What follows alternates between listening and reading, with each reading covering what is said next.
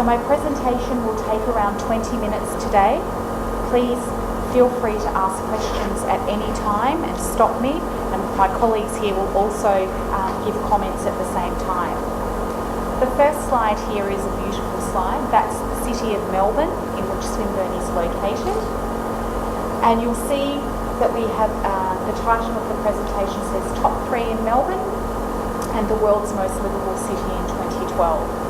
Top 3 in Melbourne is related to the recent rankings, the ARWU, or the old Shanghai Jiaotong rankings, which rated Swinburne as the third best university in Melbourne after Melbourne University and Monash University, which are two quite prestigious institutions in Melbourne. And I'm sure you've probably heard of Melbourne or Monash. You've heard of Melbourne and Monash University? Yeah. So it's a really wonderful achievement that Swinburne actually ranks in amongst those universities. There are around 6 universities in Melbourne. 9 universities in Melbourne, so a lot of universities in Melbourne, and we rank in the top 3 according to those rankings.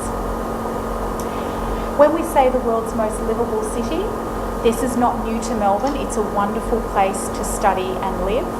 There are 4 million people that live in Melbourne, and it's home to over 150,000 international students that are studying in the city of Melbourne. It's a wonderful multicultural city. Obviously, with so many nationalities, there is wonderful places to go and eat, and everything is available to international students. Melbourne is known as the sporting capital of Australia. They love sport in Australia. You love sport. I hear all about the cricket here. Melburnians too are quite sports crazy. Cricket amongst many things. The main sporting code is what we call Australian rules football. That's the one thing that Melburnians are crazy about.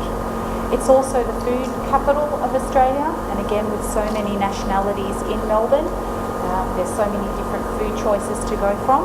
And we're also known as the arts and cultural capital of Australia, with a lot of theatre productions, ballets, things like that, concerts, rock concerts and those sort of things as well. The Swinburne campus is located in Hawthorn.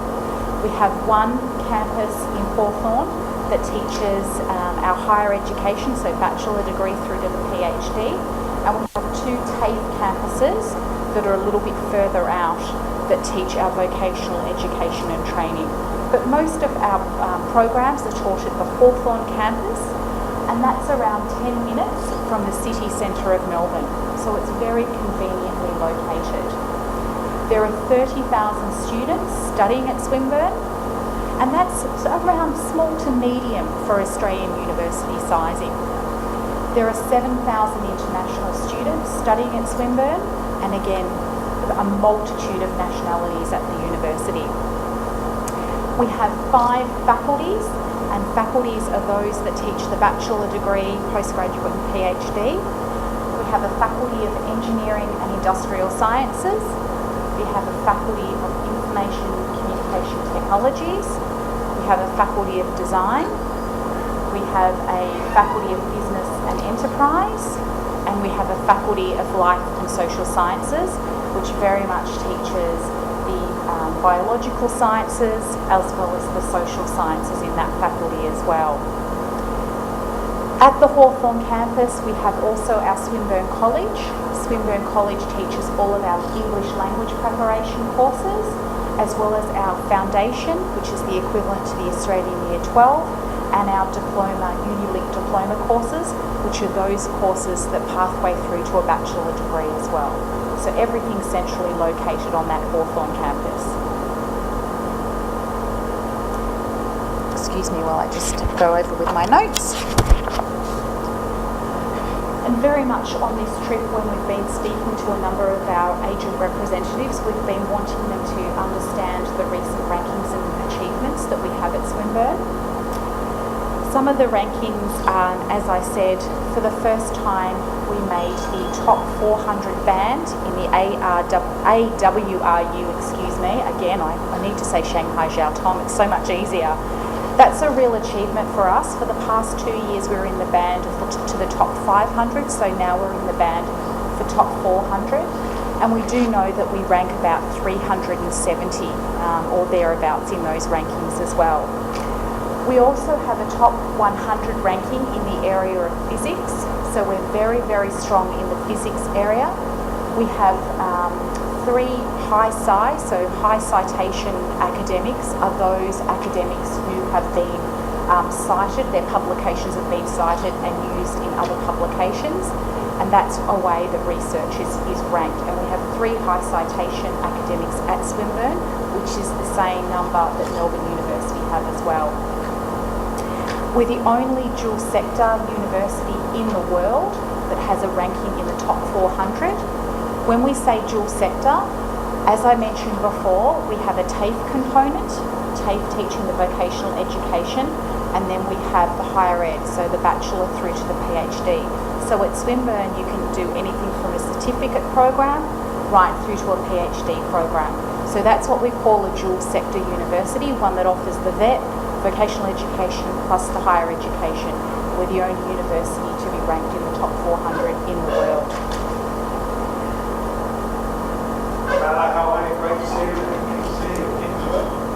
There is no official rankings of Australian universities, and really the only comprehensive guide is the Good Universities Guide rankings, and that's a ranking system that really is very much used in the domestic space in Australia. Swinburne did very, very well in the recent rankings, and as you can see, they have 5 stars out of 5 stars. We did very well in the generic skills. Generic skills refers to when students get a job and that they're job ready once they've finished their degree. We were the only university in Melbourne, along with Monash University, to receive 5 stars in that category, and we received 4 stars in the other categories there: teaching quality, graduate satisfaction, staff qualifications, and getting a job. And again, we were the highest ranking university in Melbourne in all of those categories, along with Monash University, which is a group of 8. So it was a real achievement for Swinburne. Stars Guide as well. And that's very much because Good Universities is very much known in Australia, but not so much known outside Australia. So QS have also done a Stars Guide, and we also rank very highly there, again in the same sort of areas. Graduate outcomes, infrastructure, we're investing a lot in buildings and student support services and buildings for our students, and also in internationalisation with a 4 stars overall. Swinburne is a very practical university. We very much pride ourselves on students being able to gain employment at the end of their career, at the end of their university degree. We have a program called IBL, which is a program that allows students to gain work experience. And you combine with that our teaching staff also win the awards. And as you can see there, 6 Swinburne staff teams were awarded prestigious Australian Citation Awards 2012 by the Australian Government. No university in Melbourne received more teaching awards per student than Swinburne, and we were awarded the greatest number of teaching awards relative to the number of staff. Because it's such a small university, 30,000 students, they very much pride themselves on that in Swinburne. The staff to student ratio is very, very small. This slide just talks about the course experience questionnaire, the CEQ. This questionnaire has been administered since 1993, and it's administered by Australian universities. Approximately 4 months after Australian students graduate from an Australian institution, they are sent this questionnaire. As you can see, we've got down the bottom Swinburne's graduate satisfaction levels compared to the ATM. They're the technical universities. Swinburne in Australia is considered a technical university, and then we've looked at the national universities and averaged out. You can see our graduate satisfaction levels are consistently above the national average, and in 2012 our graduate satisfaction reached its highest level in over 10 years. One of the reasons we've been talking to our agent representatives on this trip through South Asia is Swinburne is in a transformation phase. We have a new Vice Chancellor at Swinburne. She has been with us for around 12 months now. Her name is Professor Linda Christensen, and she's basically made some very broad and sweeping statements. And as I mentioned to you, she very much wants to see the university and has a vision that by 2020 that we will be Australia's leading university for science, technology and innovation, and again the innovation being in the business and the design areas. Part of the transformation agenda is to align Swinburne a lot more in the higher education area. Professor Christensen has come from Curtin University in Perth. She's actually a nurse by academic, that's her academic area. So one of the obvious ways in which Swinburne will grow will be in the health sciences area.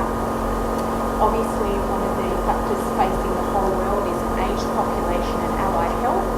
So Swinburne will expand its program offerings in nursing, as well as offering the allied health and the aged care as well.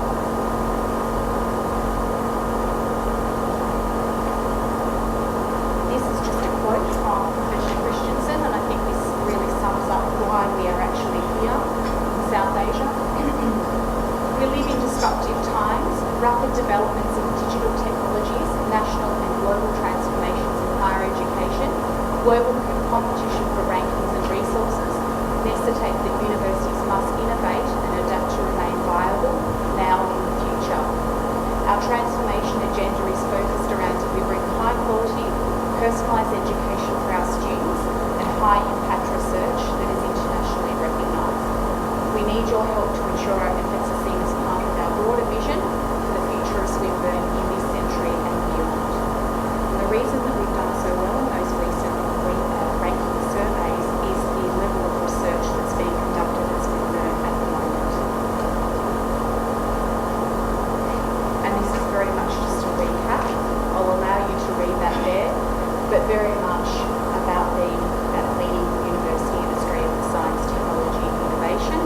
There's a photo, the middle photo there is Professor Linda Christensen, and the two photos are actually just demonstrating some of the research that's currently being done by Swinburne, particularly in the area of astrophysics, and again our top 100 ranking in physics is due to the fact that we do have 3 high citation academics in that astrophysics area. Do you want me to go on to research? Okay. I'll just briefly touch on our research agenda. Again, very important to a university such as Swinburne because it is a small university. We very much need to increase the research output. We need to be renowned for the quality of research and the impact that research has on society. Our intention is to create knowledge through both fundamental and applied research that is of a high quality as judged by our peers and those who fund and use our research, relevant and translational, and useful in the formation of public policy nationally and internationally. We need to focus on 5 areas. We cannot be everything to everybody, and in this transformation phase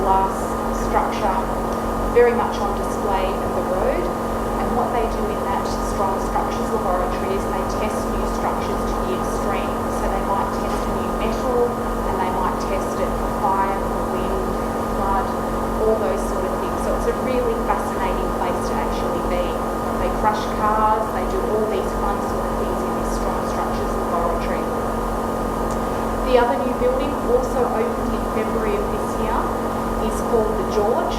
That's this building here. This is purpose-built for students, so all of our student amenities are in this building.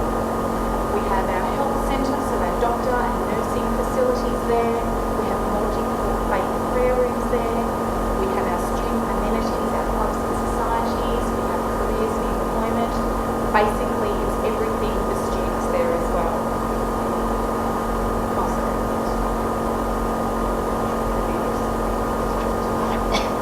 Okay. I'm getting the wind up. One of the new buildings that we're about to, it's actually started construction and it will be due for completion next year, is our Advanced Manufacturing and Design Centre. That will house our Faculty of Design. It will house the Oz AMRC Research Centre, and that is basically Boeing, as in Boeing the airline.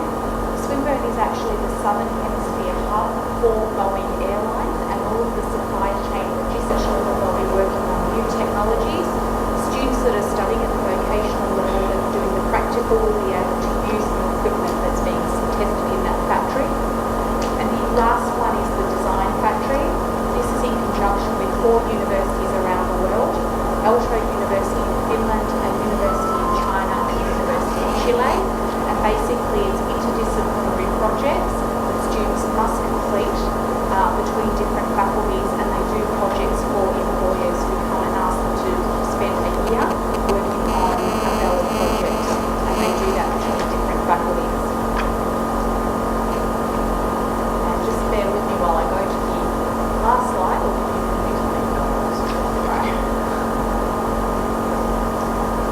And I just wanted to lastly touch on some scholarships that are on offer at Swinburne, and these are on offer for 2013. We have 3 different types of scholarships available for students to study with us. We have one which is our Pathway and Bachelor Degree Scholarship, and that is for students who enrol in our Uni-Link Diploma programs, which is the equivalent of first year university, or our Foundation programs, which is the equivalent of the Australian Year 12, that are packaged and pathway through to a bachelor degree at Swinburne. The second scholarship that we offer is our postgraduate scholarship, and that is for students who commence an ALICOS program that is packaged with a postgraduate master's degree program. The third scholarship is our Global Leadership Program scholarship. The Global Leadership Program is a innovative, wonderful program that we offer in conjunction with Northeastern University in Boston, in the United States. It's a 2-year master's program whereby students receive a Master of Science in Leadership from Northeastern University and a Master of 4 streams at Swinburne, a Master of Commerce in International Business, or a Master of Commerce in Accounting, or a Master of Commerce in Marketing, or a Master of Science in Biotechnology, in conjunction with the Master of Science in Leadership from Northeastern. As I said, it's a 2-year program, and students can get a scholarship for that program as well.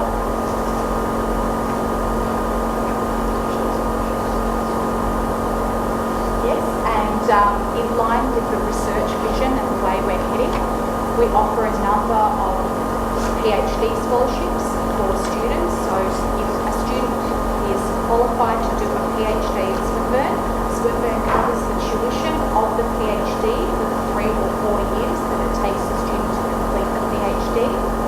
In addition to that, students can apply for what we call SUPRA. SUPRA is the living stipend that students need to be able to live while they're studying their PhD, and that is for the equivalent of about 23,000 Australian dollars in conjunction with a PhD scholarship.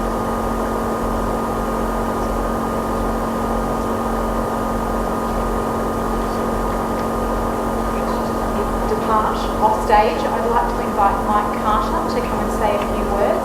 Mike Carter is the Australian Trade Commission. Thank you very much for coming today. Thanks, Justin. It's wonderful. It's wonderful to be here this afternoon. I'm actually based in Chennai. I'm with the Australian Trade Commission. which, if you like, is the trade and investment agency of the Australian government. So whilst I sit in Chennai, I have responsibility for helping Australian businesses, helping Australian universities, obviously connect with the educational opportunities here in India. So I'm based in Chennai, but have coverage across all of southern India, including Bangalore, Hyderabad, Kochi, and of course here in Chennai. And it seems like yesterday that I was with you guys, because last week I was with 4 universities from Australia. We were in Coimbatore. And I think that sort of demonstrates that Australian universities, all 40 of them from Australia, are really looking at strategic embodiment, strategic collaborations with Indian institutions, as well as, of course, providing opportunities for Indian students to enhance their educational experience and opportunities in Australia. And where the Australian government see that as a very important engagement.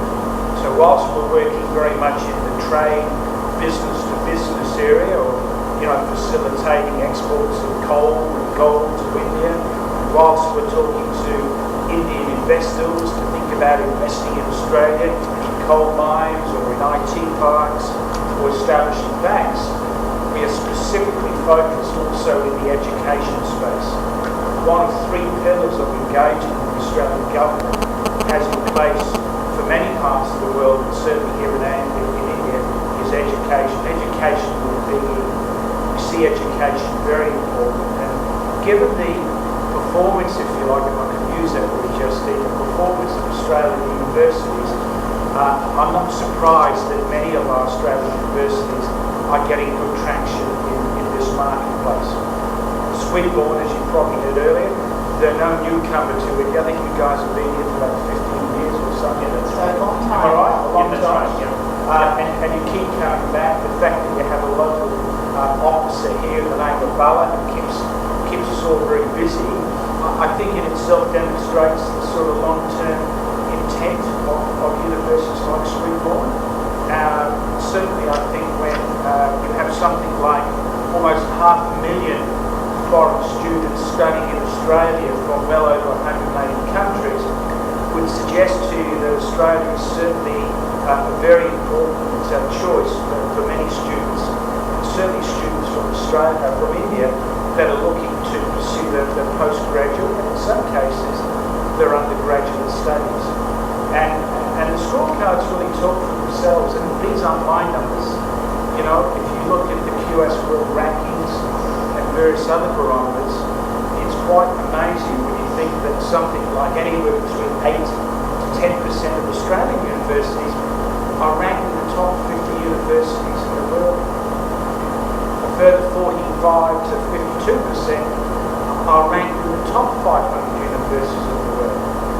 And that's pretty good going. You consider that we only have about 39, 40 universities. In other words, more Australian universities are in the top 50 than universities from the UK, from the US, and from Canada. And we'd be delighted to put you to that reference point, and you can see for yourself. So you might say, well, what's this all about? This is all about the quality of delivery of programs, the quality of our educational system in Australia, and also to the focus and dedication that's also applied to research. And Justine, I think a few slides back, gave you a snapshot of what Swinburne is focused on in research. We all kind of take for granted the everyday things around us, many of which are Australian inventions or Australian innovations. Google Maps, wireless internet, the electric drill, even the dual flush toilet, the black box flight recorder. I could go on and on and on. These are all Australian innovations or inventions. And many of these inventions are percolated from our universities. So our Australian universities place a great deal of focus and strategic intent on research, and certainly Swinburne does do that and will continue to do that. So it's not surprising when you think that the Australian government had a number of, shall we say, platforms to be able to facilitate greater research in 2006, the Australian government set up what's called the Australia-India Strategic Research Fund, or AISRF, if I've got my acronym right, Australia-India Strategic Research. Set up to facilitate collaboration in research. So an example would be professors from a University of Australia collaborating, say, with professors from a university here in India, IIT Madras, and a university, if you like, which I believe are two universities that you have MOUs with, to work on a particular project that has the appetite, if you like, to be commercially delivered at some point in the future. So there was something like about 90 different research projects that we could point you to that show collaboration between Australian and Indian universities, and in some cases bringing in commercial sector or commercial entities. And I think it's wonderful. And certainly that platform has both the support, not just of the Government of Australia, but also Government of India as well.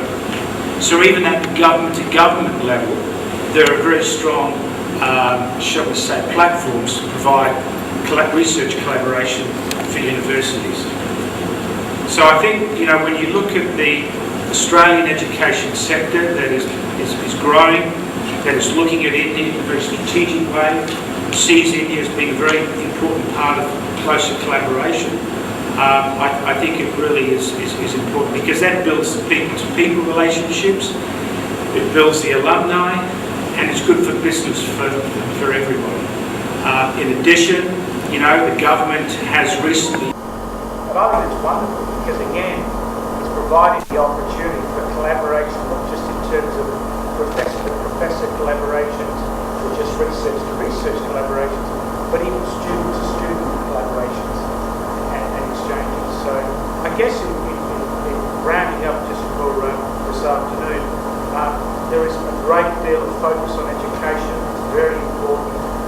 We have a campaign called Future Unlimited. So if you go to Google, Future Unlimited, it outlines for you sort of the strategies that have been put in place to facilitate even greater collaboration between our two countries, between Australia and between Indian institutions. So I hope that's given you a bit of a context in terms of where education sits and just how important it is overall across the bilateral relationship between our two countries, which, by the way, is worth about $22 billion.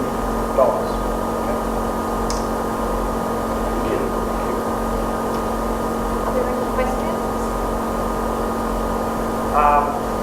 Next year, okay, in April, we are going to be having an education roadshow, and we are going to see a large number of Australian universities come back to India. Earlier in the year, we had a roadshow in collaboration with the peak Asian body called DARI across 5-6 cities. We'll be doing it again, so there will be many universities coming across. I'm sure Swinburne will be part of that, to be able to again look at ways in which we can have closer collaboration between universities. It's wonderful to be able to say to you this afternoon that there are something like 425 productive MOUs between Australian universities and Indian universities.